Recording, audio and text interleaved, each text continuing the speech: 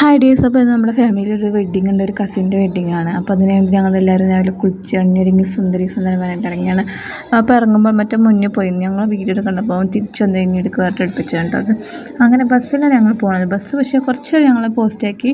അവസാനം ബസ് വന്നു. ബസ്സിൽ ഭയങ്കരമായിട്ട് ന്യൂസ് ഓടിക്കുന്നുണ്ട് കേട്ടോ. കുറേ കാലമായിട്ട് ബസ് കയറലില്ല. കല്യാണം കഴിഞ്ഞ ശേഷം ബസ്സിൽ തന്നെ പോരില്ല. അപ്പോൾ ബസ്സും ഞാനുമായിട്ടുള്ള ബന്ധം അങ്ങോട്ട് ഒഴിവായതായിരുന്നു. അപ്പോൾ വീണ്ടും ബസ് കയറിയപ്പോൾ ഒരു നെക്സ്റ്റ്.